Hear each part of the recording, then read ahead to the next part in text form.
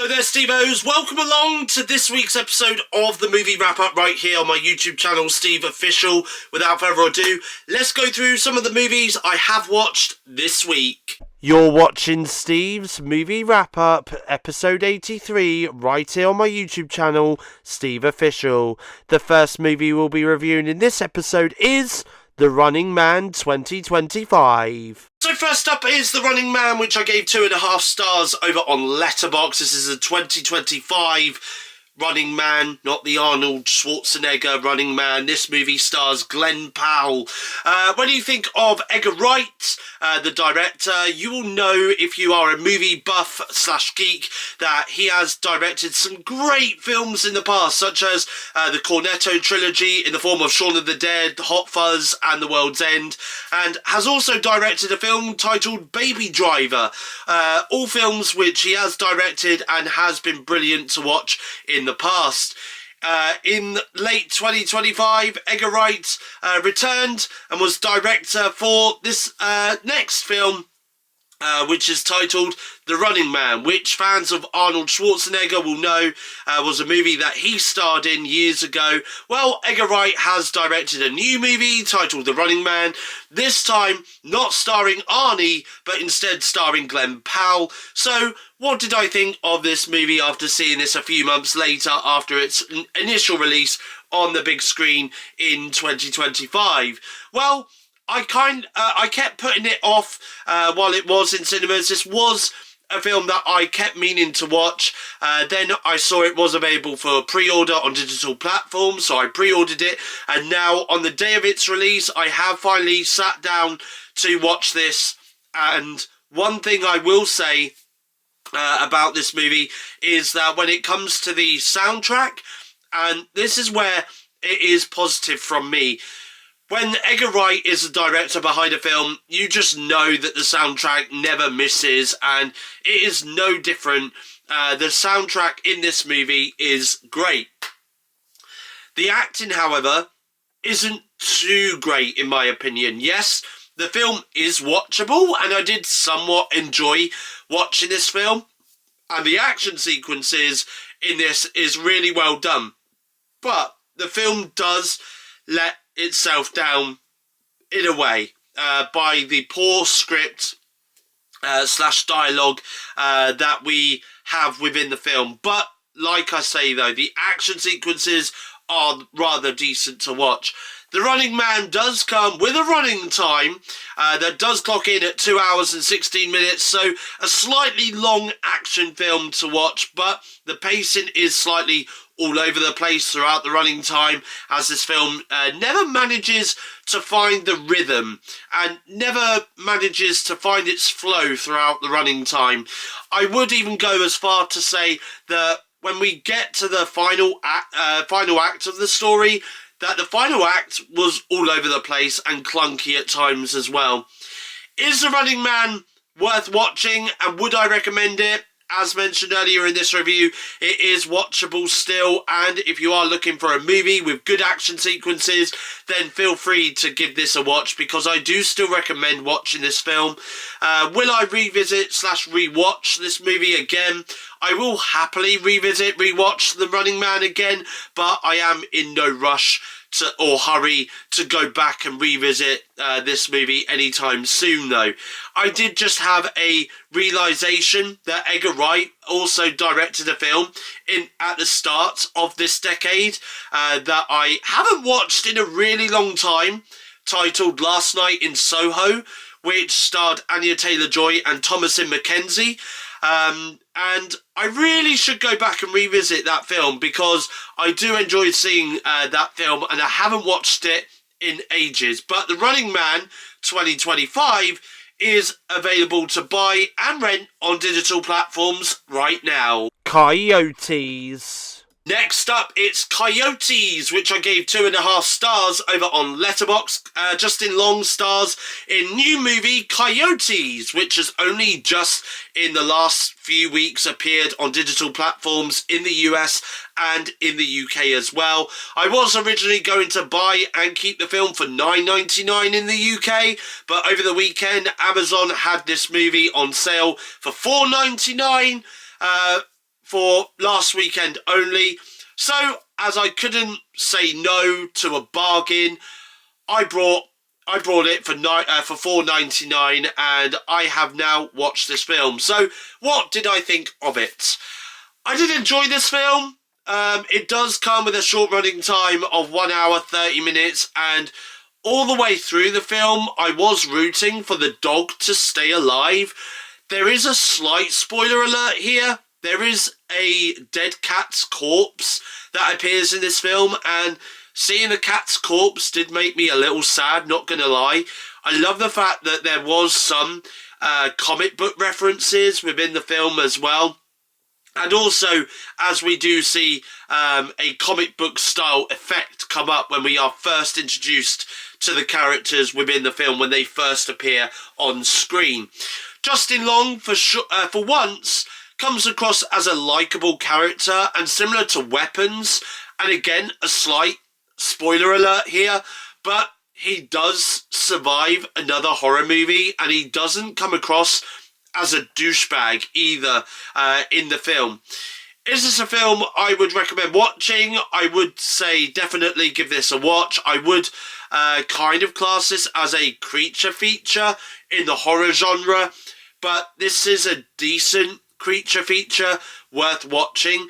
Is this a film I can see me revisiting again? For sure. This is definitely a film I can see me checking out again in the future. But Coyotes is available to buy and rent on digital platforms now. Bambi the Reckoning. So next up is Bambi the Reckoning, which I gave 2.5 stars over on Letterboxd.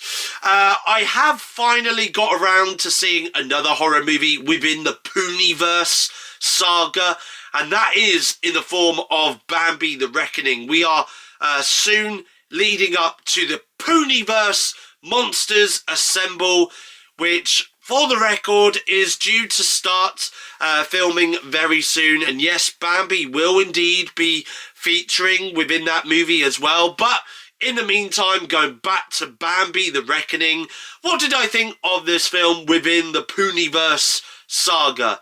I feel as though these films are getting slightly better and better. We first started with Winnie the Pooh, Blood and Honey, and of course Blood and Honey 2, which, let's face it, wasn't the greatest films at all. And yes, I do still have them on digital because the concept of having Winnie the Pooh in a horror movie is just funny to me. And given the fact that we are now having this Avengers-style movie event coming soon as well, I might as well start following the Puniverse, or the TCU, which stands for Twisted Childhood Universe. See, Marvel has the MCU, which stands for Marvel Cinematic Universe, whereas this franchise has the TCU, which stands for Twisted Childhood Universe. The gore in Bambi the Reckoning is a lot better than previous films within this saga. The CGI for Bambi is also rather decent as well, and I'm not going to give anything away about the ending, but I found it rather ironic that when it came to the final act, it mirrored that of a film I watched before this, which was Coyotes. So if I had a nickel where I watched two horror films that ended in slightly the same way or on the same day, I would have 2 nickels by now, which isn't a lot. But it is rather bizarre that both movies I have watched in a row have ended in the same way. I was rooting for the mother and the child all throughout the film, and the movie does also come with a short running time of just 1 hour and 21 minutes. The story is easy to follow, and I did enjoy this film a lot. Makes me interested to see Pinocchio Unstrung, followed by Puniverse Monsters Assemble, which are the next 2 films to come from this saga. I must also add that Peter Pan Neverland Nightmare was released in 2025 as well.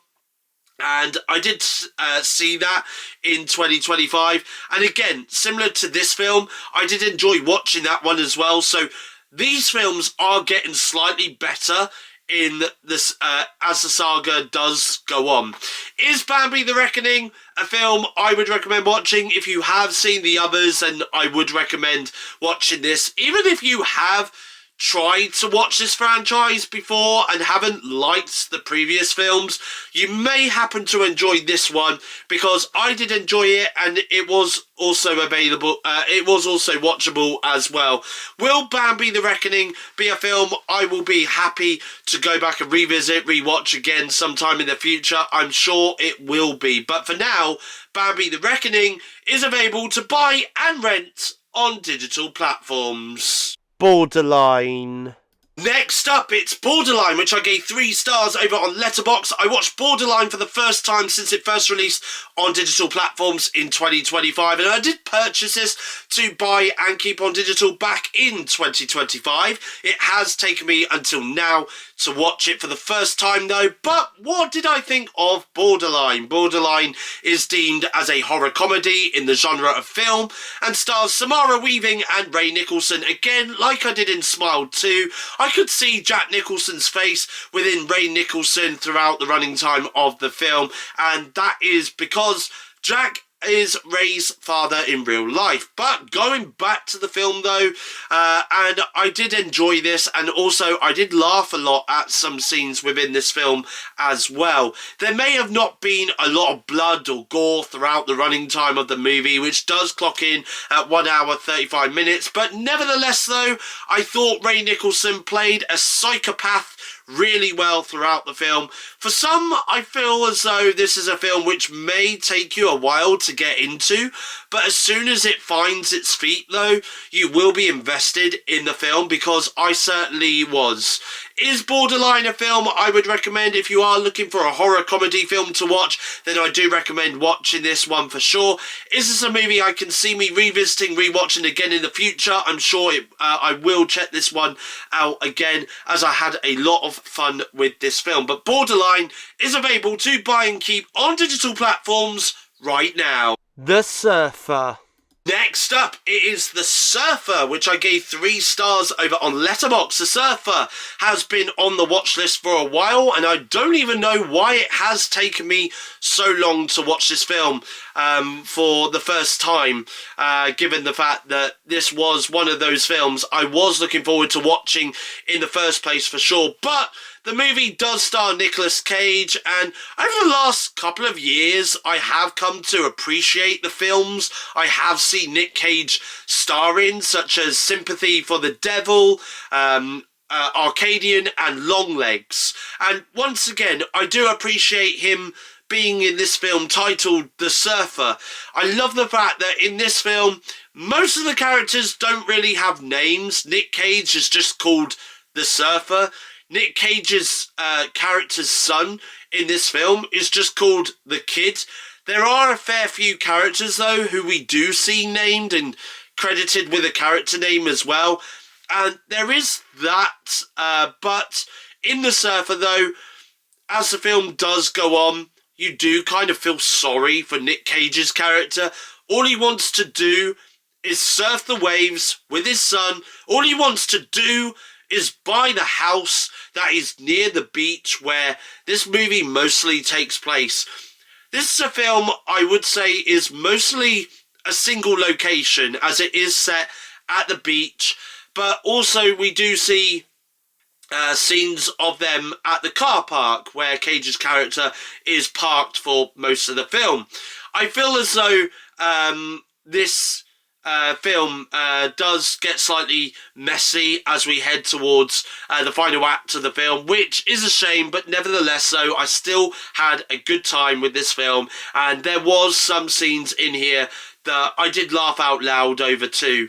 Some say this is classed as thriller/horror, but for me, I would say this is just a thriller movie.